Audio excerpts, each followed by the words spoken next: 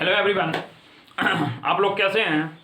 I hope कि आप लोगों के ऊपर प्रेशर कम होगा, क्योंकि आज पूरे दिन हम लोग आपसे मिलते रहे, फिर पुनः मिलने चले आए। और इस क्लास में हम पिछली क्लास के सॉल्यूशन करते हैं।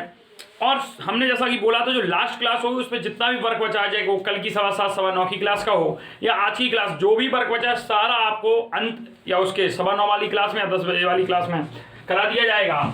चलें हम देखते हैं। चलो ये क्वेश्चन पहले ही सॉल्व कर लेते हैं। ऊपर के 2 क्वेश्चन हटा दिए हमने, कोई समस्या नहीं। चलें 3 क्वेश्चन हैं, इनको हम कर लेते हैं और हो जाएंगे, यहाँ इतनी जगह है। तो तीसरा क्वेश्चन देखते हैं पहले। 100 मीटर लंबी रेलगाड़ी 30 किलोमीटर प्रति घंटा की चाल से जाते हुए, तो रेलगाड़ी की लंबाई भाई क्या है? रेलगाड़ी की लंबाई बराबर 100 मीटर 30 किलोमीटर प्रति घंटा की चाल से जाते हुए, तो रेलगाड़ी की चाल क्या है? रेलगाड़ी की चाल है 30 किलोमीटर पर घंटा। इसको तत्काल से मीटर प्रति सेकंड में बदलने के लिए भाई कितने से करेंगे? 18/5 से कि 5/18 से?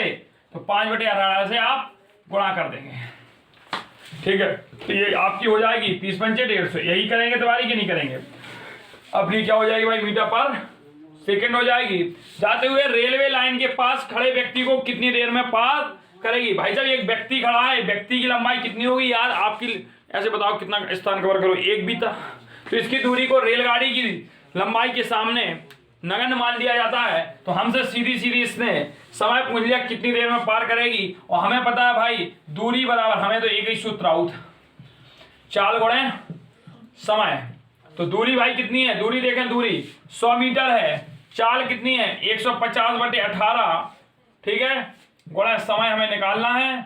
इस प्रश्न को हम हटा देते हैं आप, क्योंकि इसी का तो सॉल्यूशन कर रहे थे अपन। तो हम देखते हैं 1 0 से 1 0 कटेगा, 10 बराबर 15/18 गुणा समय। तो इसका ऐसा है 5 एकम 5, वो 5 दूनी 10, 5 3 15, 3 एकम 3, 3 6 18। तो हो जाएगा 2 बराबर 1/6 गुणा समय। तो समय बराबर हो जाएगा 12 सेकेंड। लीजिए आपका एक और आंसर आ गया, 12 सेकेंड। तीसरे प्रश्न का आपका आंसर आ चुका है। अब अगला चौथा प्रश्न इसके नीचे जो लिखा है वो हम देख लेते हैं। इसके बाद हम जो 2 क्वेश्चन हमने खत्म कर दिए। इसके बाद अब इसमें क्या है सर? यही सॉल्यूशन नहीं, सॉल्यूशन नहीं है। इसके बाद समांतरवाद, माध्यिका, गुणनखंड, लगातार रिवीजन, पूरा 2 3 4 बार अपन क्वेश्चन आज करेंगे। इतने क्वेश्चन करने हैं, कोई भी क्वेश्चन बाहर न जाने पाए। एक 280 मीटर लंबी रेलगाड़ी की गति, एक 280 मीटर लंबी रेलगाड़ी, तो रेलगाड़ी की लंबाई, ताकि जो लोग सफर कर रहे हैं और सर वीडियो देखते देखते, क्लास देखते देखते ही सीख जाए, उनको पेन कलम चलाने की जरूरत है, इतना अभ्यास करें। तो रेलगाड़ी की लंबाई 280 मीटर है, गति 60 किलोमीटर प्रति आवर है। तो चाल भाई क्या है? चाल बताइए, चाल रेलगाड़ी की चाल लो, रेलगाड़ी की चाल बराबर है 60 किलोमीटर पर आवर। तत्काल इसको मीटर प्रति सेकंड में बदलने के लिए हम 5/18 से गुणा करा देंगे। 3 दूनी 6 और 3 18। इसको और काट दे भाई अपन, 2 6 और इसको 2 6 के बाद क्या करेंगे? 2 धाम 10 बना 50/3 मीटर पर सेकेंड। यह रेलगाड़ी की चाल है। यह रेलगाड़ी 200 मीटर लंबे प्लेटफॉर्म को कितने समय में पार करेगी? देखो कॉन्सेप्ट वही घूम गया। प्लेटफॉर्म की लंबाई दे दी, क्या दे दी? प्लेटफॉर्म की लंबाई। प्लेटफॉर्म की लंबाई, स्पीड ना बढ़ाए ना तुम्हारी। प्लेटफॉर्म की लंबाई 220 मीटर, ये हमारे प्लेटफॉर्म की लंबाई हो गई है। अब हमें प्लेटफॉर्म की लंबाई दे दी, भाई समय निकालना है कितनी देर में पार करेगी। सब में समय पूछा है, तो हमें पता है दूरी बराबर चाल गुणा समय। हम क्यों लिखवाते हैं यार सूत्र? इसमें यार आप कंफर्टेबल फील करेंगे। देखो क्यों करेंगे। अब यहाँ दूरी क्या लिखेंगे आप? रेलगाड़ी की लंबाई धन प्लेटफॉर्म की लंबाई,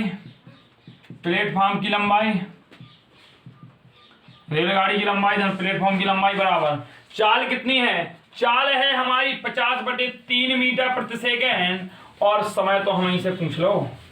अब तो आप कर लोगे, कभी भी कैलकुलेशन कराएं। चलो करा देते हैं भाई, काय को आलसी बने हम। चलो लेकिन इस प्रश्न को हम साफ करते हैं।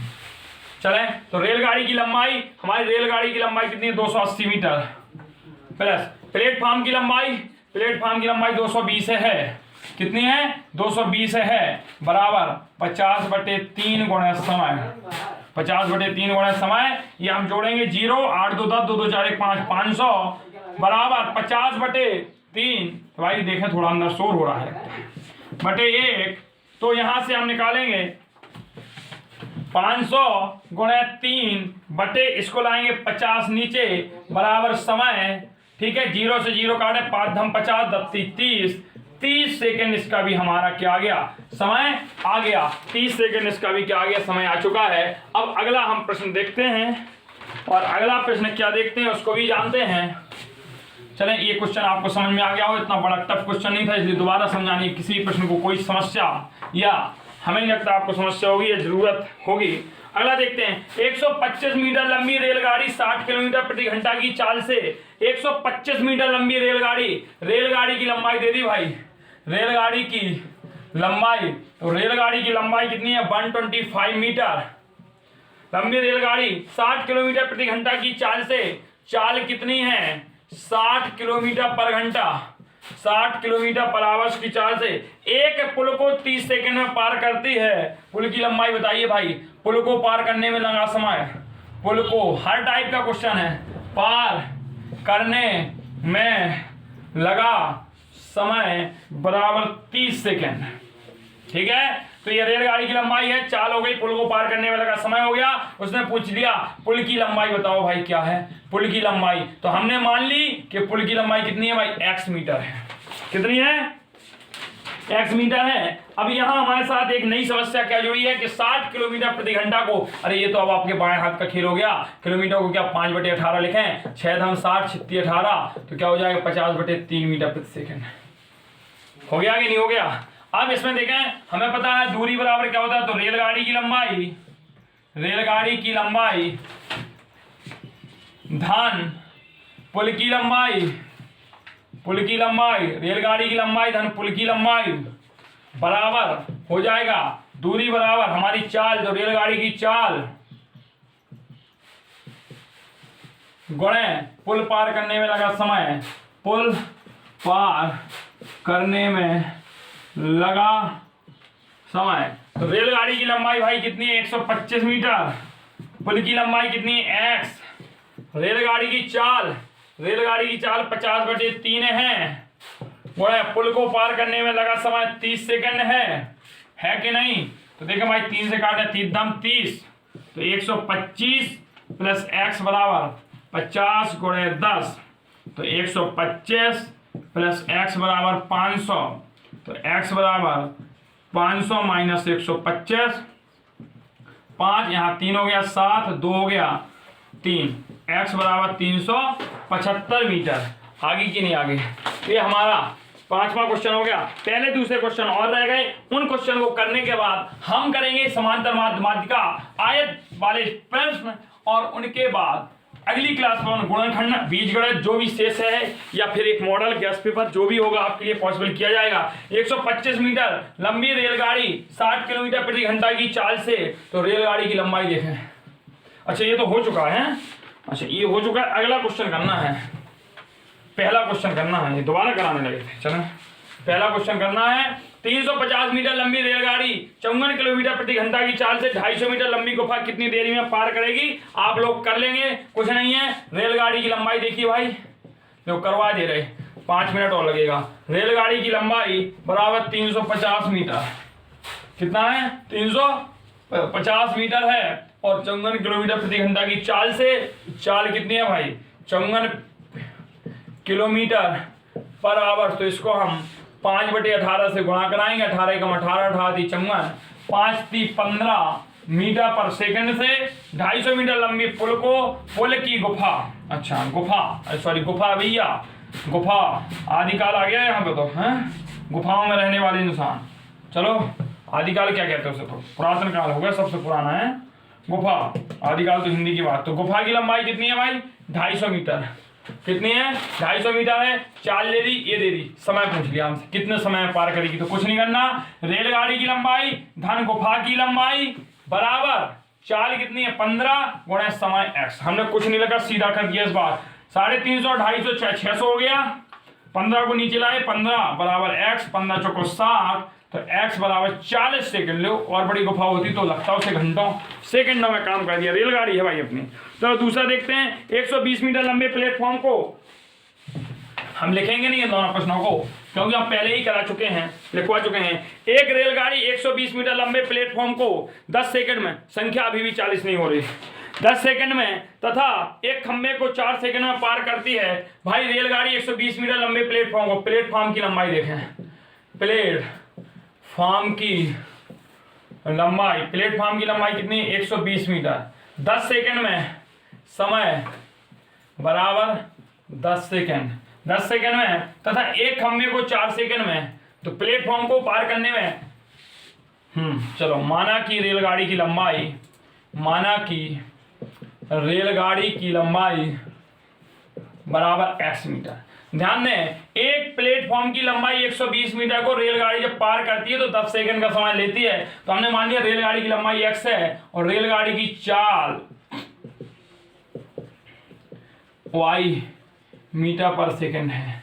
तो हम यहां से निकालेंगे प्लेटफॉर्म की लंबाई, प्लेटफॉर्म की लंबाई धन रेलगाड़ी की लंबाई बराबर दूरी कितनी है भाई, दूरी अच्छा दूरी हो गई, चाल क्या है y, समय कितना है 10, प्लेटफॉर्म की लंबाई 120, रेलगाड़ी की लंबाई x बराबर 10y, समीकरण 1।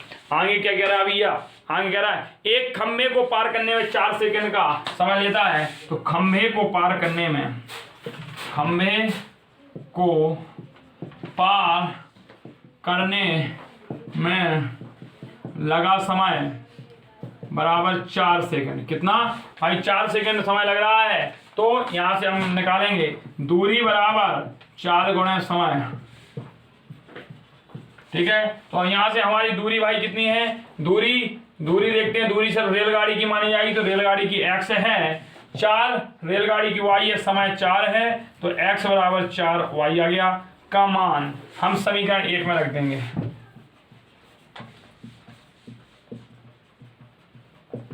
जब समीकरण 1 में रखेंगे तो जो हमारा समीकरण 1 है वह क्या कहता है, वह कह रहा है कि 120 धन x बराबर 10y, और जबकि x बराबर 4y है तो 120 धन 4y बराबर 10y, 120 बराबर 10y माइनस 4y, हाँ 10 में से 4 गई 6y, 6 दूनी 12, तो y बराबर 20, y बराबर क्या आ गया 20 मीटर पर सेकेंड।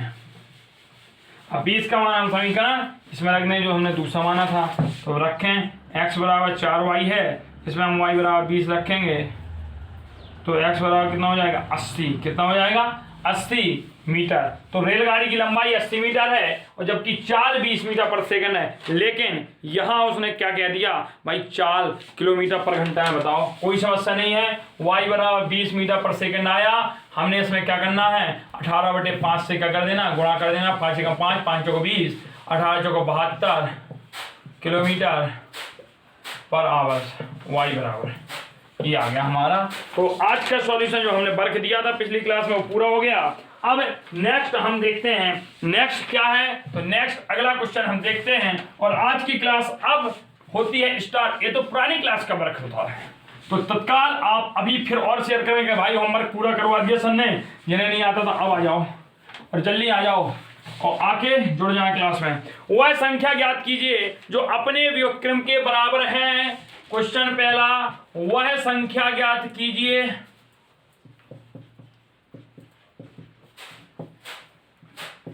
जो अपने व्युत्क्रम के बराबर है। ठीक है, तो माना की संख्या x है, माना की संख्या बराबर x अपने व्युत्क्रम के बराबर है, संख्या का व्युत्क्रम बराबर 1/x। ठीक है, तो अब क्या करा, ये एक संख्या है जो अपने व्युत्क्रम के बराबर है, हमने कर दी भाई 1 कर लो। कैंची गुणा कराएंगे एक्स स्क्वायर बराबर 1 आ जाएगा, एक्स बराबर आएगा +-1 हुआ है, 1 भी हो सकती है और -1 भी हो सकती है। अगला हम क्वेश्चन देखते हैं और इस क्वेश्चन पे IMP लगा ले जो अगला क्वेश्चन बोलने वाले हैं, क्योंकि इस टाइप का क्वेश्चन अभी हाल के हुए पेपर में पूछ लिया गया था और पूछ लिया गया था तो हमें थोड़ा समस्या हुई थी। और इसके साथ हम बीच बीच में कुछ प्रीवियस ईयर के क्वेश्चन भी कराएंगे। 289, अच्छा चलो इसको छोड़ते हैं, अगला देखते हैं। 7 शिक्षार्थियों की सेंटीमीटर में ऊंचाई के आंकड़े निम्नवत हैं, इनकी माध्यिका ज्ञात कीजिए। भाई ये आंकड़े दे दिए, कह रहा है 148, 151, 153, 145, 143, 152, 155, इनकी माध्यिका बताओ। क्या बताओ भाई? माध्यिका बतानी। हमने बताया था जब भी माध्यिका निकालनी हो तो एक बढ़ते हुए क्रम में लिखें, अब ये बढ़ते हुए क्रम में नहीं है तो आरोही क्रम में इनको सजा लें। किस क्रम में सजाएं भाई माध्यिका निकालने के? आरोही क्रम में। तो सबसे छोटी संख्या मुझे यहाँ लगता है कि 143 है, 143, फिर 145, फिर 148, फिर 151, फिर 153, फिर 153, फिर 155। तो 1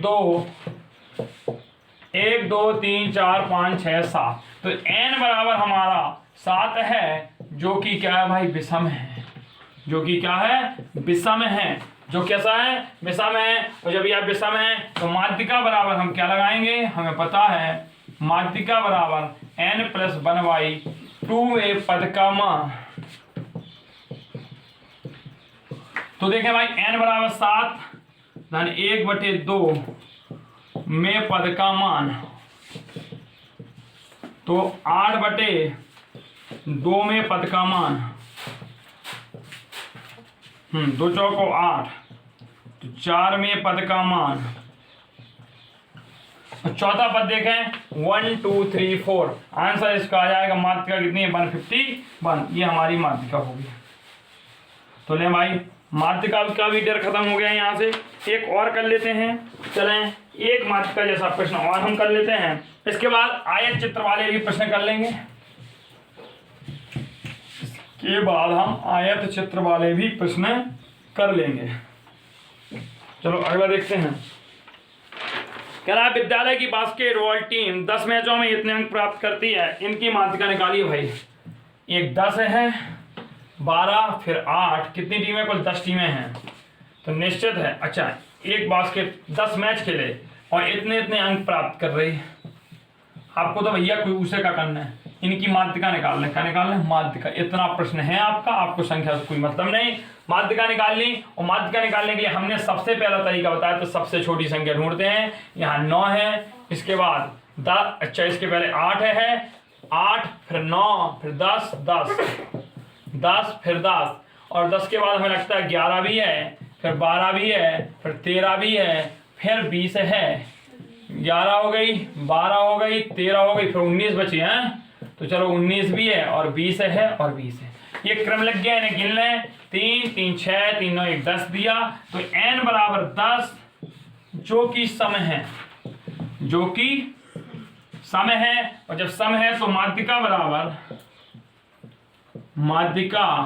होता है n/2 में पद का मान, सम के लिए, धन n/2 + 1वें पद का मान बटे टोटल 2। तो n/2 में पद का मान, n हमारा 10 है, 10/2 में पद का मान,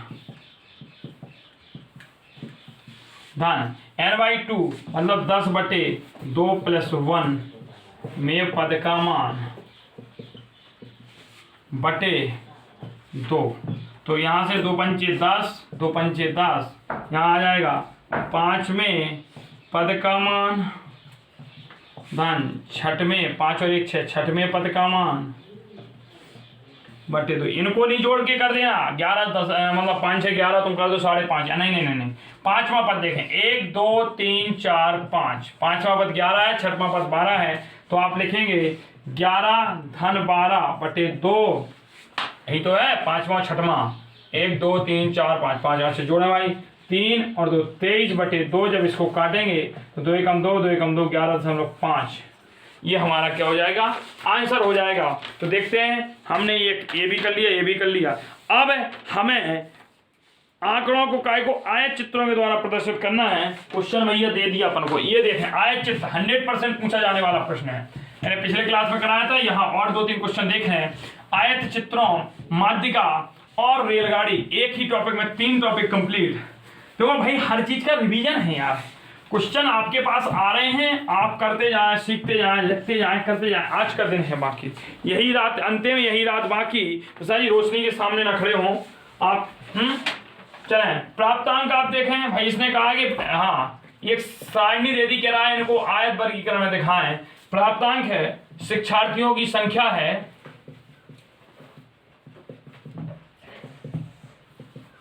शिक्षार्थियों की संख्या है। तो हमें ये सब करना है, इसको क्या कंप्लीटली, ये देखते हैं भाई, इनको हमें कंप्लीट करना है। ये हमारा कॉलम दे दिया 0 से 10, तो इन्होंने 2 कहा, 10 से 20 तो इनमें 4 कहा। ये थोड़ा क्वेश्चन गड़बड़ है हमें, 20 से 30 तो भाई इस क्वेश्चन को भाई बुक में निकालें। 5 कहा, 30 से 40 कितना कहा भाई, 30 से 40 में हमने 8 कह दिया। 40 से 50, 40 से 50 जो हमारा है वह है 12 है। हाँ, और इसके बाद 50 से 60 15 है। 50 से 60 कितना है भाई, 15 है। और 50 से 60 के बाद हम 60 से 70, 70 से 80 चलते हैं। 60 से 70 और 70 से 80, तो 60 से 70 का हमारा 9 है और 5 है। ये काफ़ी टाइम लग गया क्योंकि बहुत अलग तरीके से लिखा हुआ क्वेश्चन था।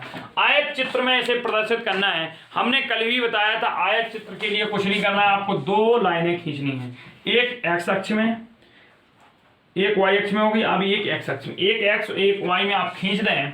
और ये लाइन खींचने के तदुपरांत जो आपका वर्गांतराल दिया है उसको आप इस रो में प्रदर्शित करें। हमारा 80 तक दिया है, हम लिखेंगे भाई ये 10 हो गया, ये 20 हो गया। थोड़ा डिस्टेंसिंग का सही से पालन करेंगे तो चित्र अच्छा दिखेगा। 40, 50, 60, 70, 80, 90, अच्छा 80 तक है, तो ये ठीक है, ये हमारा हो गया। अब इसके बाद यहाँ भी हमारा कहाँ तक, 15 तक दिया है। चलें हम करते हैं, 2, 4, 6, 8, 10, 12, 14 और ये 16। इसको और थोड़ा फैसले से, ठीक है, इनको और थोड़ा दूर दूर लिख लें आप तो और समझ में आ जाएगा। यहाँ 50 कर लें तो यहाँ 60 हो जाएगा, यहाँ 70 हो जाएगा, यहाँ 80। इतना तो आप सभी ने कर लिया होगा, अभी हमारे करते ही करते। अब ये शिक्षार्थियों की संख्या है यहाँ पे, तो लिखते हैं शिक्षार्थियों की संख्या और यहाँ प्राप्तांक है। तो ये कह रहा है भाई कि 0 से 10 के बीच दो, जो मतलब प्राप्तांक का मतलब होगा कि 0 से 10 के बीच में कितने स्टूडेंट हैं। नंबर आए जो 10 ही नहीं पा पाए, 2 स्टूडेंट हैं। कितने हैं, 2 हैं जो 0 से 10 के बीच में आ रहे हैं। तो ऐसे आपको बना देना है। इसके बाद 10 से 20, तो हम 10 से 20 यहीं से शुरू करेंगे। 10 से 20 में है कितने, 4, तो ये लाइन 4 तक गई और इसको फिर आप ऐसे ला के 20 से मिला दें, मिला दिया। फिर कह रहा है 20 से 30, तो तत्काल यहीं से लाइन को उठाएं और ये लाइन इतना ध्यान रखें, दोनों लाइन मिक्स होनी चाहिए, पता नहीं चल रहा है ये अलग अलग है, उन्हीं के ऊपर ओवरराइट हो जाए। ये देखो 20 से 30 में हमारे 5 हैं, तो 5 कहीं यहाँ मध्य में आएगा, 5, 4 और 5 के बीच में देखो। देखो 30 आ गया, 20 से 30 में दे दिया। अब 30 से 40 में 8 दिया भैया, 30 से 40 इसी लाइन पे ये गए और 40 8, 30 से 40 में 8 हमारा ये हो गया, ये 40 आ गया हमारा। कितना आ गया, 40। अब 40 से 50 में 12 दिया, तो 40 से 50 देखो भाई, 40 से हम और आगे बढ़ेंगे तो ये पहुंच गए, लो 50, जो हमारा ये 12 निकल आया। इसके बाद 50 से 60 में 15 दिया, तो हम 15 के लिए पहुंचेंगे यहां तक, और ये हमारा 50 से 60 में क्या हो गया, 15 हो गया। इसके बाद 60 से 70 में हम 9 चले, तो 60 से 70 बीजगढ़ की संख्या निकाले तो भाई किताब में, 60 से 70 में 9 में चले अपन, तो 9 यहाँ चलेगा अपन को। हाँ, इसके बाद 70 से 80 अपन 5 में चले तो 70 से 80 अपन चलेंगे, जो 5 में चलेंगे तो 5 कहाँ है अपना, यहाँ है। तो देखिएगा ये हमारा आयत चित्र बन गया। क्या बन गया भाई, आयत का चित्र है। आयत चित्र द्वारा हमने निरूपण कर दिया। अब इसके बाद एक और आपके लिए होमवर्क में क्वेश्चन है जो आपको माध्यिकाएं ज्ञात करनी है। ये सारे क्वेश्चन मैं अगली क्लास में कराऊंगा, लेकिन अभी तो और क्लास चलेगी ये। तो ये क्वेश्चन आपको समझ में आया। प्राप्तांक हमारे 0 से 10 में दिया, आयत चित्र में निरूपित करना था। इसे हम आयत चित्र कहते हैं। भाई साहब ऐसा बना देंगे, 2 नंबर ऐसे दे देगा एग्जाम में। इसे कहते क्या है, आयत चित्र। आयत चित्र देते हैं। अब इसके तदुपरांत एक क्वेश्चन हम माध्यिका का आपको रखते हैं। और लाइए भाई तिवारी जी आप, अच्छा धन्यवाद।